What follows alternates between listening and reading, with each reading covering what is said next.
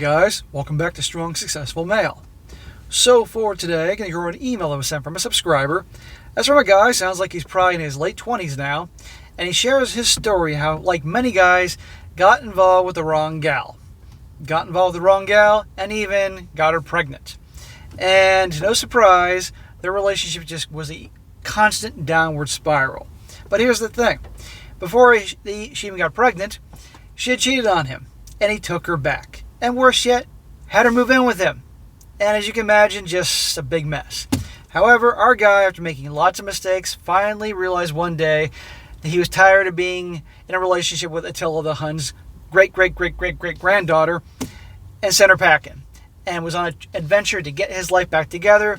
And now, a few years later, things are much better for him. Good relationship with his son. And the ex, who was terrible to him, she's not doing so well.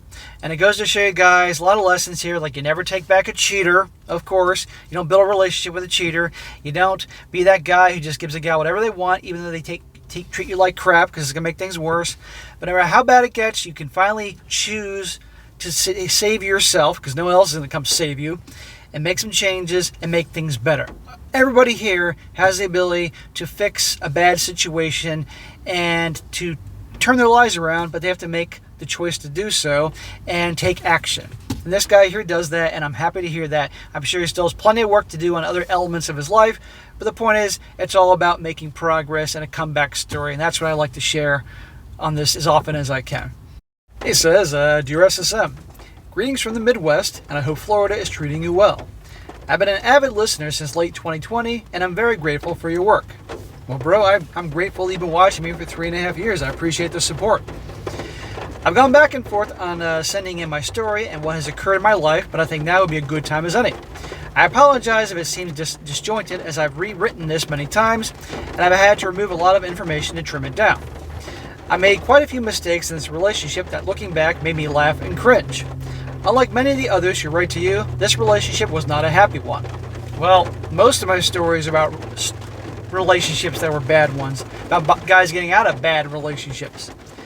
I was cheated on immediately when my ex went to a rave, once stayed away over a weekend with one of my customers, and informed me only after they were driving back. I was angry and emotionally drained. Why did you break up with her?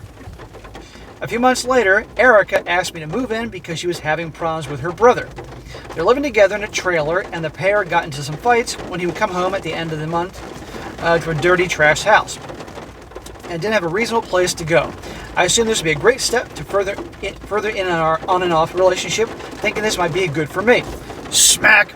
You stayed with a girl that cheated on you, and then you're gonna let her move in with you, and her living situation was bad because the brother would come home and their trailer was a big freaking mess because she was being a slob. You think she A is a good relationship person and B to have as a roommate? I mean, common sense, my man. I know this is what you did in the past, but seriously. You don't move in a girl to try to fix the relationship. You only move in a girl after years of being great, and it's the final test for marriage. And I don't want to hear about she can help me with the bills. Watch the whole help me with the bills mentality. It says here, boy, was I wrong. Shocker. The problems immediately started in January of 2019 after Erica moved in, as she suddenly couldn't pay her half of the rent. Gee, who didn't see that coming? We'd agreed half and I would pay the rest of the bills as I made more money. And she told me paying for groceries and gas was simply too much for her. Paying for gas and groceries is too much for her? I mean, what the hell does she do for a job? This raised an eye for me, as after an argument, she paid her half for the month and then pouted for several days. February rolled around, and as you expect, the same comment was brought up. It was too much this go around, and I was tired of the hot and cold treatment, so I told her to say what she had. So there you go, she won. She gave me the drama and all that, and then she wins, and she doesn't have to pay anything. I mean, smack! Well, this is what you get, thinking moving her in will work out for you. And by the way, guys, it's suddenly raining here. It's Florida, so bear with me with the noise. March proved to be quite a turning point, as along with my father's second divorce hearing, Erica found that she was pregnant and was freaking out. Oh, great, this wonderful girl is a cheater and a slob and can't pay, is now pregnant. How do you know it's your kid? The problem for her was that she was making a switch in birth control and the new item had not come in yet. I was surprised that this occurred because up until this month, every year I had been tested back and forth and found basically sterile due to chemotherapy and cancer from years before. I got complacent, you could say, and I was in a state of silent shock. I neither wanted nor expected kids, and she always lived under the assumption she would have a gaggle of kids. Surprise, surprise. I swallowed my immediate doubts and looked at the situation as a whole. I was making decent money, but knew that child rearing was expensive, so I needed to save like my life depended on it. She went the complete opposite. She would go back and forth wanting to give up for adoption. She was too young, get a procedure, keep it, you name it. Day after day, her opinion changed, and I would never know what I would get until that night. Again, why are you still with her? Just because she's pregnant, your kid doesn't mean you have to be in a relationship with her. You can figure things out. This is a miserable situation. Both sides of the family were happy and excited, but this was where I realized everything in our relationship changed. Well, your relationship was shit, so the only change I can see is something better, but clearly not. She hated me, despised me even. All intimacy came to a screeching halt from her side, whose SCX drive was almost double mine, and it was like my very presence was a source of irritation for her. Well, she probably also resented you because you were a pushover, and women are turned off by guys that are pushovers and nice guys and don't put them in their place and put up with their bullshit. I couldn't breathe, right, and she made it known. When I spoke to my family about this and my concerns, I was immediately told it was just the hormones, she was overwhelmed, blah, blah, blah. Just suck it up, and when the baby is here, it will all change. No, I'm not going to suck it up and deal with her mental and emotional abuse towards me. I don't think so. But that's just the mentality that people have. You got to put up with her crap because she's pregnant. Bullshit. I didn't believe them. If anything, I had even more doubts, and my gut strongly suggested something was wrong. I bit my tongue and worked my way through it as best I could. I got many of the belongings and a job I loved for better pay and more room at the apartment. I hardly spoke a word, gained weight from little food, and felt almost powerless the way I was treated. Dude, you have all the power, you just don't realize it. You just let the narrative and people you're around make you think that you don't have any power. You just gotta take all the abuse and bullshit from her and sacrifice everything and blah, blah, blah. I mean, if you're a dad, if you're married to a good woman and she's pregnant with your kid and you want to be with her and she's good to you and everything, then that's different, making some sacrifices and everything, but she treats you like dog shit. And how do you even know it's your kid? I mean, really. Where I knew the hypocrisy began was she would get mad and state I was working too much, or I was working too little, or I was never making enough money. Nothing I did was enough, and I had little notion of what to do. Friends and family held little support. Well, it sounds like you need new friends. It sounds like you need to distance yourself from your family. Of course, you're working too much, she's mad. You're working too little, not bringing enough money, she's mad. There's no making her happy. You think she's going to change after Junior's born? Nope. And you're busting your tail. Well, what's really going on is, not that she isn't an a-hole, is that, in her view, you're a spineless bitch that puts up with her shit. Remember she cheated on you and you took her back? Women don't respect weak guys. I can't stress that enough. Countless, it's the common denominator of some of these stories. Well, December rolled around and the day had come. Our son arrived quickly, healthy, and without any problems. Well, I'm glad he was healthy. Congratulations, I guess, if this is in fact your son. Eric and the baby were asked to stay for 2 days to assess health before going home. He says, enter a series of events that quickly woke me up from this nightmare. The morning I was to pick them both up, the check engine light popped on in my car. I called Erica's dad and asked him to pick the pair up so that I could go take my car to get looked at, as it was our only source of transportation and my only means for work. Notice how the check engine pops up and a man immediately takes that to the freaking shop to have it checked out. Your average woman would see that check engine light and be like, anybody got any electrical tape so they can cover the check engine light? They'll ignore that thing until the car breaks down. I know this is a sexist comment, but let's be honest here. Women in the cars with the check engine light and other things. How many guys have had girlfriends? They take the car out, or wives, and you share a car, and she comes back and it's on fumes. You would never let that happen. You would always make sure there's a good amount of gas. She comes back, it's on fucking fumes. You got like 2 miles left in the car before it can't run, and the gas station's 2.2 miles away. That type of shit. Glad you took it in. I have to rant about that because you all know what I'm talking about. He met me at the dealership, and we picked up Erica and the baby from the hospital. She gave me the spiteful eyes, asking why her dad was there, where the car was. When I explained, she sulked and looked out the window. Fascinating. I shook my head, and we went home. Oh, I'm sure it's going to be a magical relationship now. The car had a low battery. It made its way to the dealership and then died in their care. So I had to shell some money for a replacement. By this point, money was becoming a sore spot, as along with the household bills and groceries. I was paying her student loan bills, hospital visits and bills, and others. Smack! If only you broke up with her when she was coming back from that rave or concert, whatever the hell that was a year earlier. I think I sunk almost $12,000 I had saved over the span of 9 months. Remember this for later. And was told I should have known better. Maybe I should find a second job or a better paying job. Maybe you should find a new chick. Maybe you should run for the hills and make sure this baby's yours. If this is your son, you're of course taking care of him, paying for him. If this is not your son, well, head for the hills. Things came to a head a little after New Year's when I came home, utterly exhausted with no strength and motivation or want to get out of the chair. I was so run down that all I would do per day was wake up, eat, go to work, come home, eat, and go to sleep. This particular day, I had had enough and asked her if we could talk.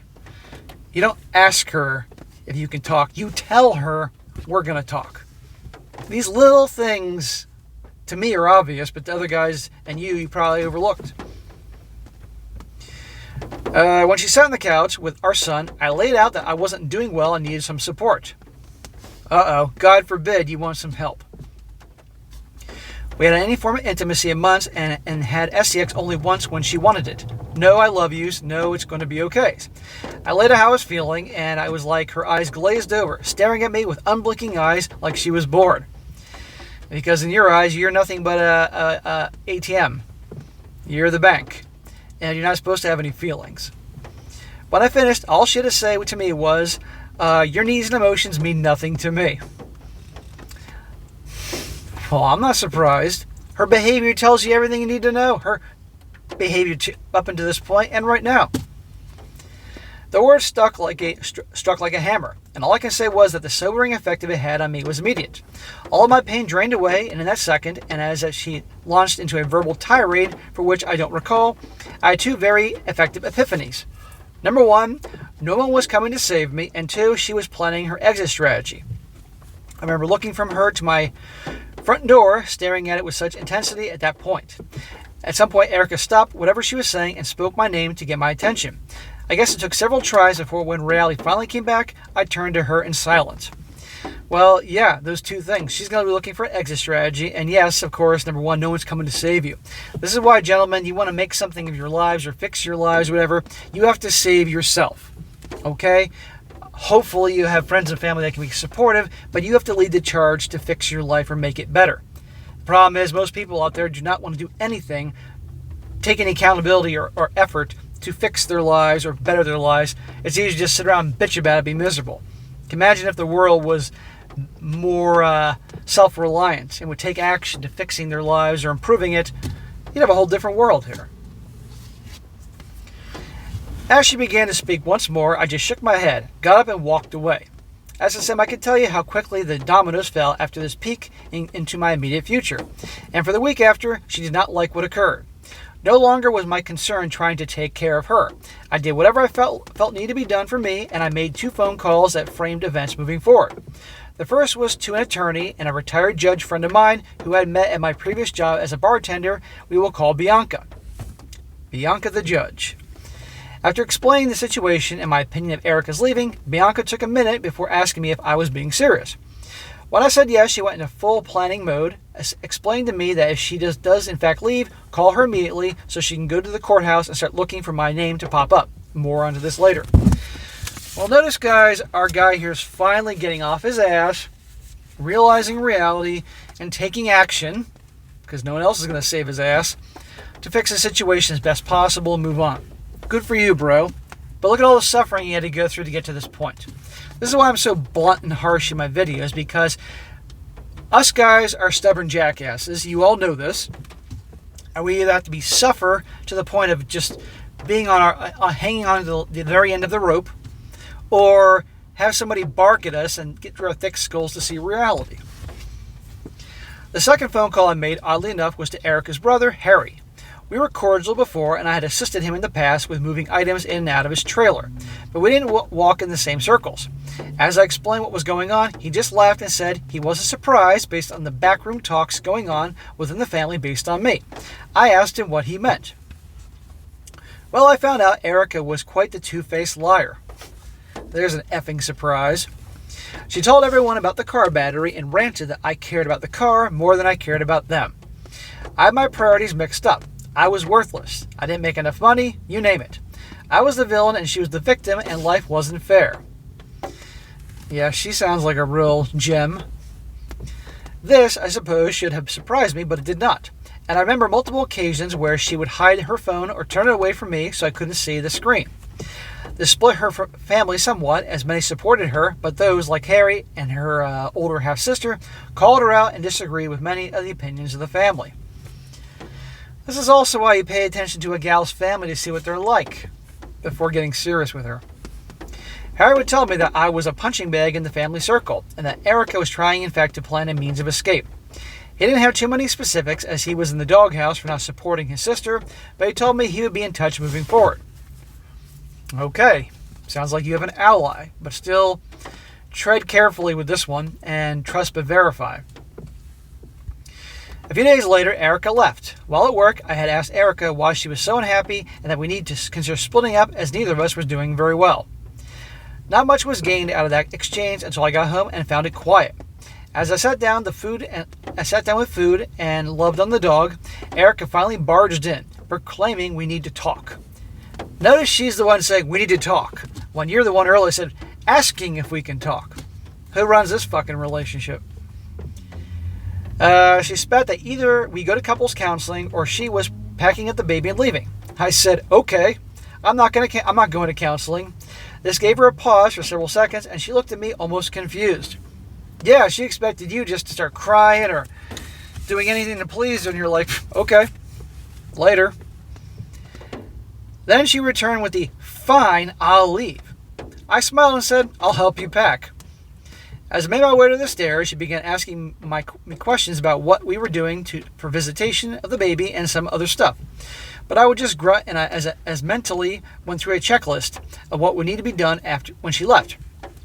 Erica became frustrated, grabbing me as I got her clothes and packing them up, trying to get my attention, but I said nothing.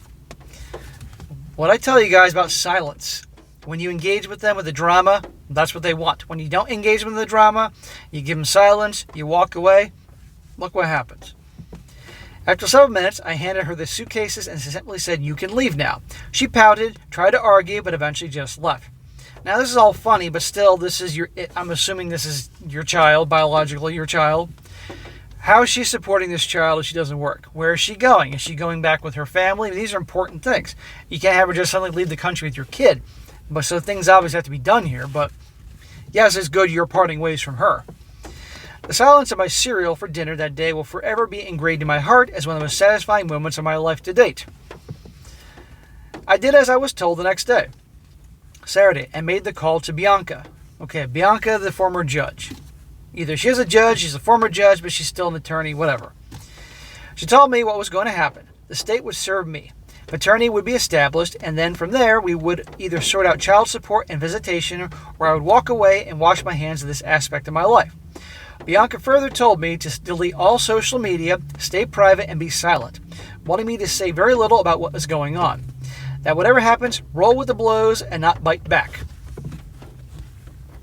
I did as I was told and went dark, sticking to myself and saying nothing but to my family. Now, a few weeks later, the first curveball came. I received a phone call from Harry, Erica's brother, and after the initial greetings, the call went silent before I asked if everything was all right. He said no and asked just what the fuck is going on between his sister and me. I asked what he was on about, and Harry spoke that he fully believes the baby is not mine, of how Erica acts when asked about a paternity test.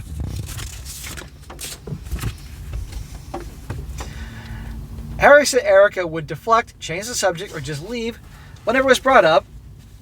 And when she was called out for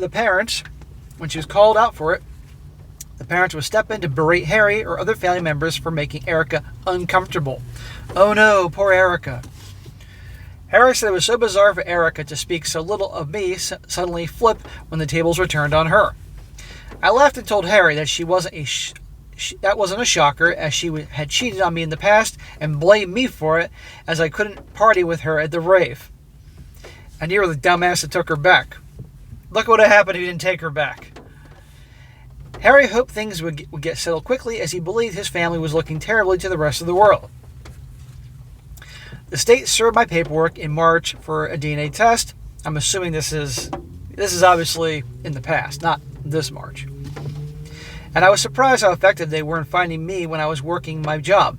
I was traveling around multiple towns distributing energy drinks and other products. A phone call to Bianca, and I was informed that another attorney had reached out minutes before to represent my ex and told me nothing had changed.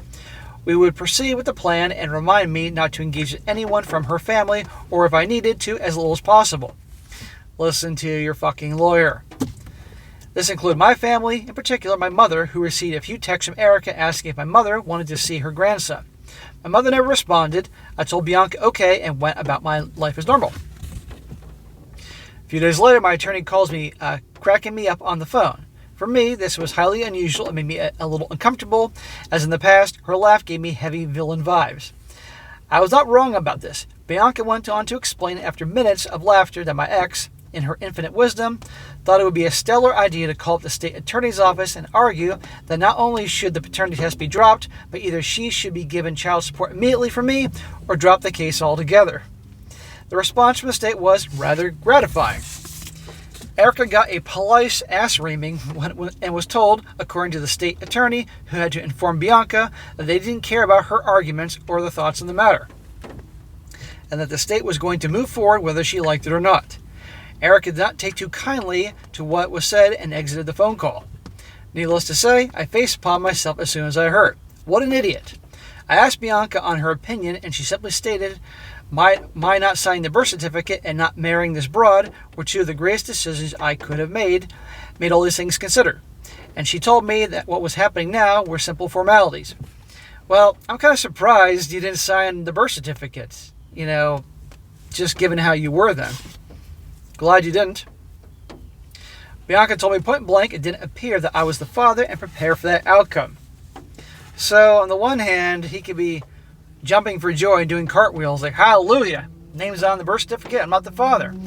On the other hand, if he built up an attachment to the baby, Months later, paternity was established after our dates were pushed due to COVID.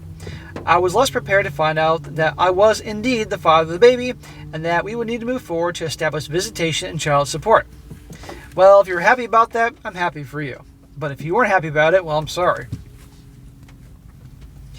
Here's where the separate twist occurred in this bizarre saga, and another phone call came in from Harry the day I got the news. He asked how I was doing and if I got the news. I said yes, and he went on to state he was surprised at how well I was handling everything compared to his sister. I hesitated, unsure how to respond, and managed to croak a what? Before Harry started laughing, according to the brother, things at home were not as hunky-dory as they would have liked. You mean there's drama with Erica? Big surprise. Harry's relationship with his immediate family was quite strained, and he was about to go low contact, as anytime he was around, all he heard was how terrible a person I was, but non-stop bashing of me.